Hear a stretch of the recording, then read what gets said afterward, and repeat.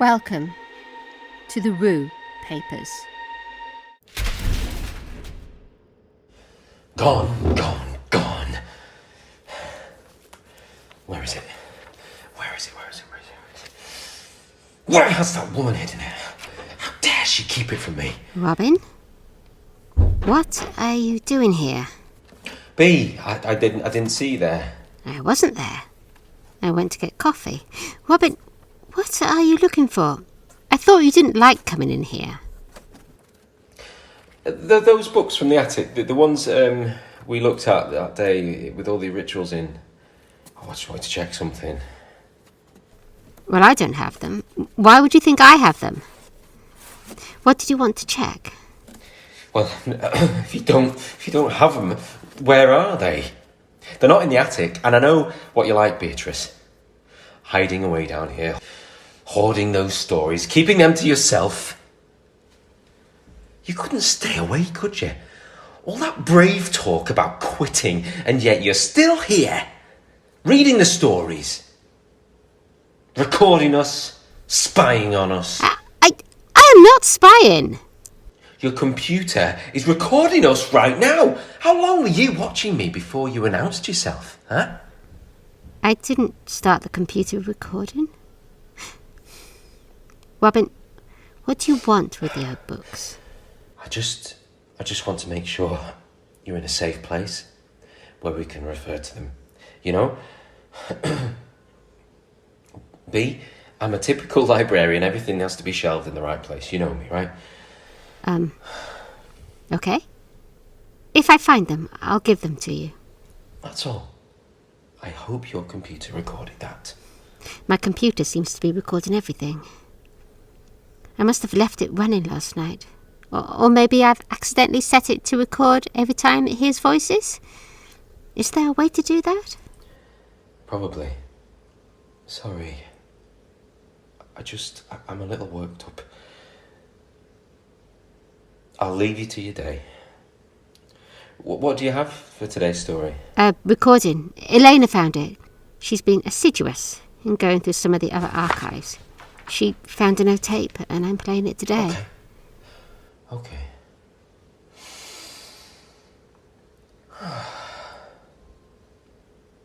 Sorry again, B. I don't know. I don't know what's wrong with me.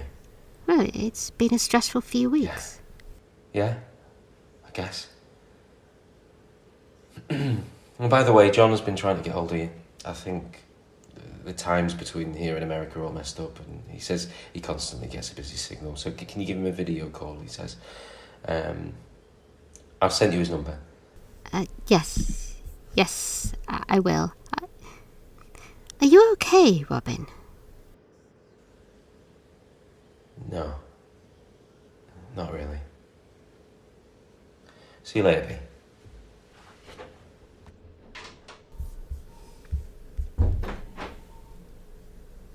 I don't suppose I can blame him for being stressed. Not after...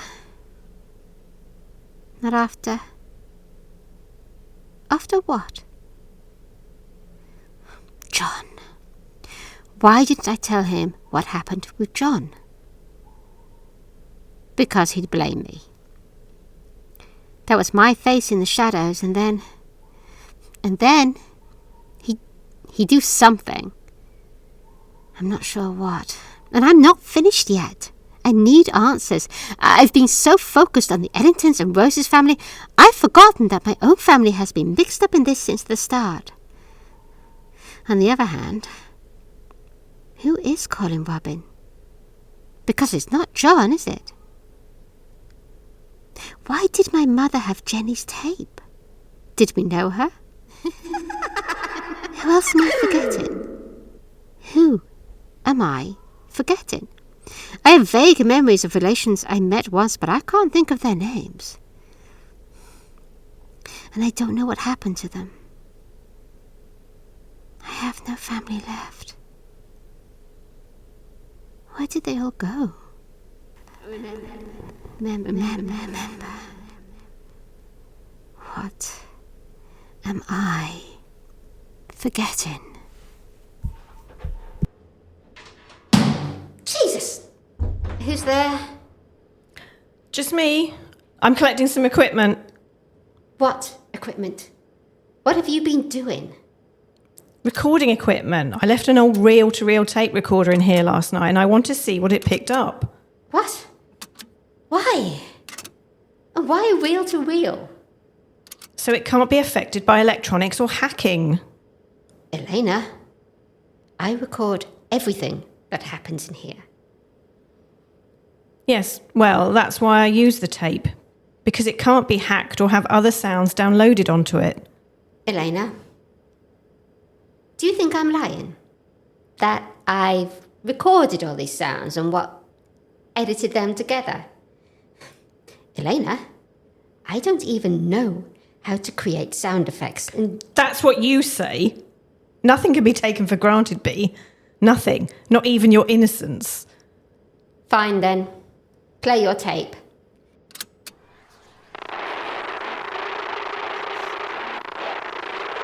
Do you think I faked your tape recorder not working too? It's a possibility. I didn't even know it was down here. So you say. Elena, we used to be friends. No, we used to be people who worked together. Then you and Rose and Robin got me involved in whatever stupid game you were playing down here, and I ended up in hospital, covered in scratches and convinced I could hear another voice in my head. Do you know what that's like, B? Something else telling me to crash the car into people, to poison the coffee, to take a knife and stab someone, anyone, you. I believe in ghosts, B. And I know they're terrifying, but there's something else going on here, far worse than ghosts. And they're just sitting there. You're just sitting there and reading your stories and letting it happen. You're helping it to happen. So excuse me while I actually try to stop it.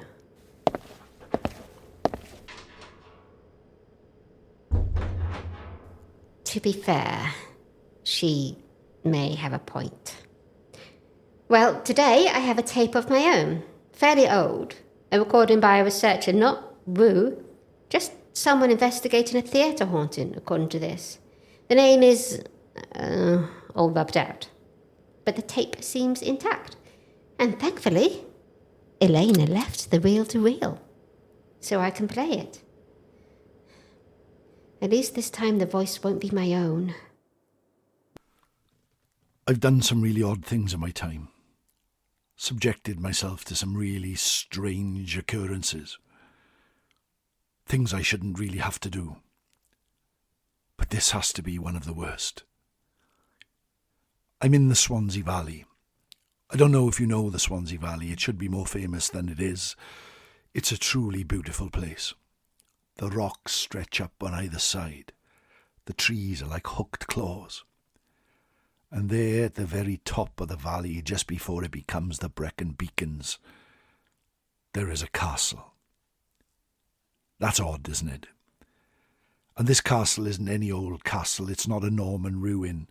It's not something that's occupied Wales for 1,000 years. It's just over 150 years old. It's called Craig and Oss. Old black stone rock. The night rock. That's what Craig and Oss is. And it was once lived in by Adelina Patti. You might not know who Adelina Patti is. She was an opera singer, one of the most famous in the world. She was as beautiful as an angel and had a voice to match. They say even today her voice cannot be bettered. You can find it on old YouTube clips and things like that, so give it a go. But I'm here for a reason. You see, I've become a little bit obsessed with Madame Patti.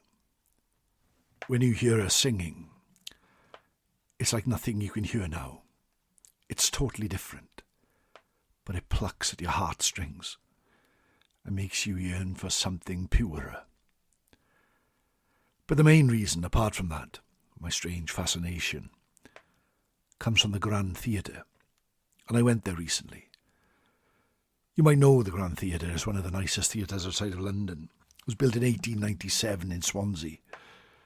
Swansea is an old port, a lovely ugly town, Dylan Thomas called it. And there in the middle was the Grand Theatre, 3 tiers of seating, and stars from all over the world to perform. When it was opened in 1897, 1,000 people packed it over 3 layers to see Adelina Patti open the place. As she came through the streets which had been closed off because they knew so many people would come, she was cheered all the way. The Italian opera singer who lived in the Swansea Valley. They hadn't paid her enough to sing, that's the only problem. So she walked on the stage, she smiled, she said a few nice words, she cut a ribbon, and she left. But anyone who went there said just having her on the stage was like magic. She peered over the crowd with eyes like a hawk, but every person there fell a little bit in love with her. I don't know if she ever went back after that day, because she went to a castle up in the valley, a place where she would love to hide. But when she died, in 1919, aged 76, strange things started to happen at the Grand. Many performers would say they would always smell violets wafting through the air. And then they would see someone in the auditorium dressed in white or maybe a shade of grey, with a wide-brimmed hat, walking on the middle tier in the circle which is the middle of the theatre and the middle seat. She would sometimes stop, sit in a seat. P24 was the seat she chose, and she would just watch whatever was happening on the stage. In the 70s, there was a big renovation in the place, made it a more modern theatre, but something there didn't like it. A workman one night was walking through an old tarpaulin they'd made in order for people not to get wet when walking from the stage area to the car park. And he saw a woman just walking in front of him, all in white. He shouted out a challenge to her, and she turned around, looked at him, and he said that she blew him a kiss and then vanished. One night when the panto was on, the crowd had gathered for a big sing-along at the end. All the cast were there, and the place was bouncing. And then a breeze came into the auditorium. Not just like something like a door being left open or a window open, but an icy cold breeze that spread over many of the audience. In fact, the song being sung, "If I was not in pantomime, a painter I would be," stopped right there. And it took the cast about another 15-20 minutes to get the audience back on board, so shaken up by what had happened. A couple of years after that, 2 reporters from a local paper decided to spend their night in the haunted Grand. They sat in that haunted seat in row P, and the one next to it. They waited for the place to be closed down, for the theatre to grow dark, and for silence to transcend upon the theatre. And then, just when they could hear the faraway church bells ringing in midnight, the safety curtain on the stage started to twitch. They both stood up, thinking that maybe a mouse or something was causing the curtain to move. But then it started. Crash, smash, like glass being thrown, not in the auditorium but in the bar behind them. Like a great argument was happening. Like some great unease was occurring inside the building. They were both terrified. They did not go to the bar. They lay on the floor with the seats above them, one's head by the other's feet. And then wafting over them came that smell. A haunting, ugly, pretty, sensual smell. They would not stand again until the morning, when they heard the staff coming into work. And when they went back into the bar area, they found it empty, and every table and every chair was as it should be. Nothing had moved. They were terrified and did not return. Many performers have said that they have stood side stage at the Grand, waiting with nervous, bated breath to make their entrance, because It is such a beautiful theatre. And the audience would always be so receptive, but careers lived and died by performances at the Grand sometimes. So nerves were a common thing. But just before they would go on, they would smell that smell. And some of them, some of the lucky ones, would say that they felt a hand upon their shoulder, a cold, clammy, but comforting hand resting upon their shoulder. The even luckier ones say they heard a whisper in some unknown language, so serene that their nerves were instantly calmed, and they felt so much better once more. Many people have thought, who is the ghost at the Grand? Some people say her name is Jenny. Jenny was a singing songstress from the Swansea area, who was beautiful, who was lovely, who was well loved. But she wanted to make a new start in a new world, so she booked a third-class ticket on a ship called Titanic, only to flounder in the sea and sink beneath the waves. And she comes back to the Grand to remind us all of her blistering talent, lost forever. Others say that she was a stagehand who climbed to the top of the wings. There she was placing scenery and drapes, but she fell to her doom, breaking a neck on the stage below. But the vast majority think that it's Madame Patty, coming back to the place she opened but never sung at, to remind us of the world-class singer that was there in the Swansea Valley, and that she would not be forgotten, not by anyone. I was lucky enough to go to the Grand, and I was lucky enough to spend the night in that place. I'm not afraid to admit that a shiver ran down my spine when they turned off the lights and the place went dark. But I spent an uneventful night, sitting there in the circle, looking at the stage, thinking of all the acts that had performed there, all the songs that had been sung, all the jokes. But the sun came up in the morning, and I left there feeling cold. I got into my car and I thought, why would this great singer, who spent many years in Craigenose, choose to haunt the Grand? So that's where I've come, right now, back to Craigenose. You should look at this place. If you can, somehow Google it or something. It's so out of place, but so wonderfully caustic and beautiful. They hold weddings here. It's a hotel now, but it was a TB hospital for a good period of time, and people came here and left here, and left the world from this place. You step into the foyer, and it's a good place to come. There's a great bar stocked with spirits. And many people spend many happy times in a place. Do you know that residual energy that holds in many theatres, in many cinemas, and many places like this? That when the people leave, sometimes the energy is still here. There are great paintings on the walls of luminaries and friends of Miss Patty. And down here at the bottom is the theatre.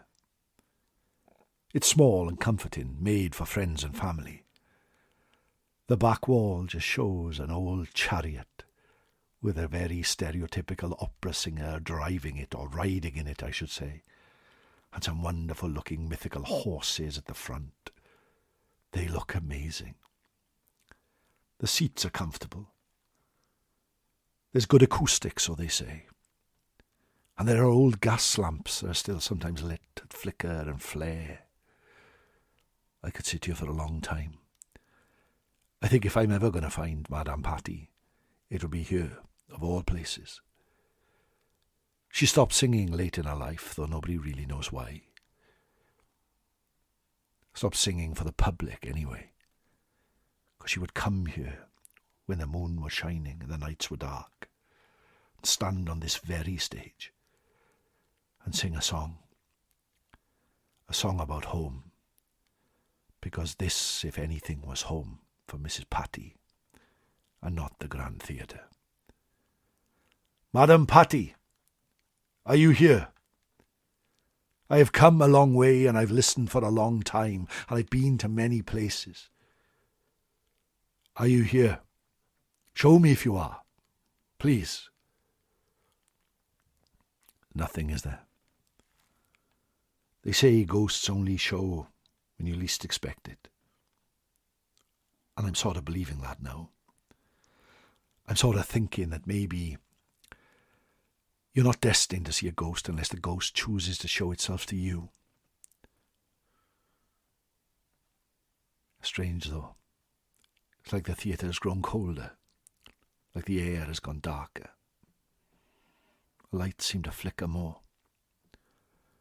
I almost wish I could see a performance or hear that voice singing through the night.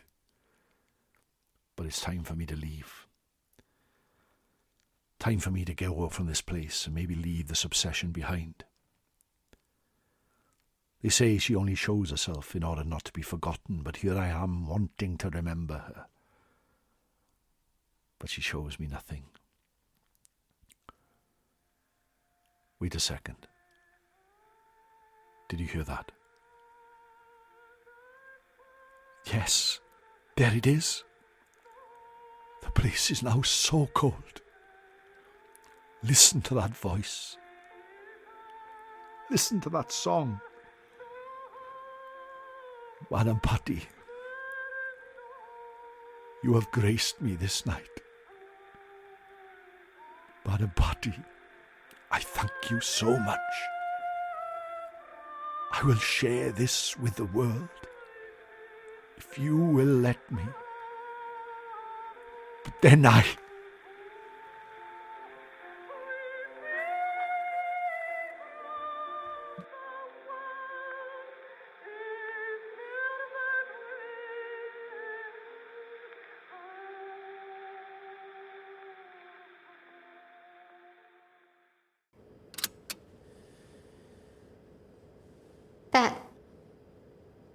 That was beautiful.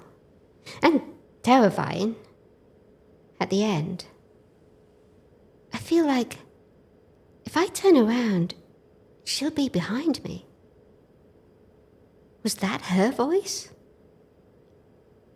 But I understand it.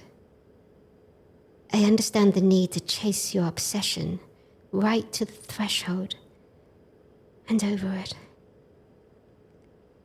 Sometimes I wonder where this will lead me, if I'll get out of this basement. I'm safe here, I think.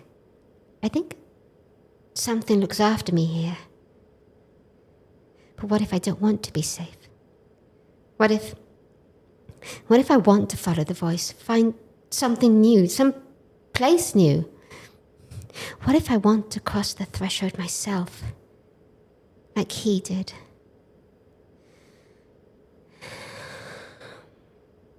What a silly thing for me to say, Fiona. Why would I do that?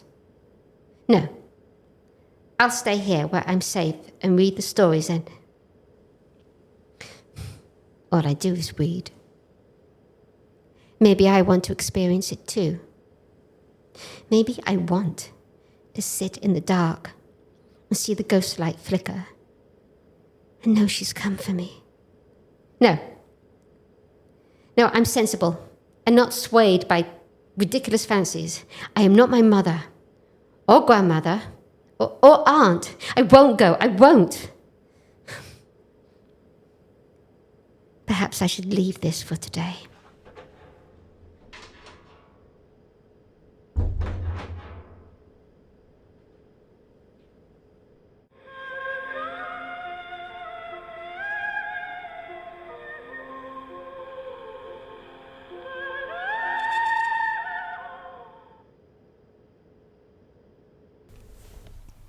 Thank you for listening to the Rue Papers. Written by Emma Butler and Owen Staton. Performed by Emma Butler, Owen Staton, Shyama Kasinathan and Michael Dixon. You really should check out Owen's incredible podcast, Time Between Time Storytelling, where he tells the most wonderful stories of myths and ghosts and monsters, and it really is the most perfect thing to listen to on a winter afternoon. Thank you for listening. And remember, listeners, some stories should not be told. And always, always watch out for the ghost light.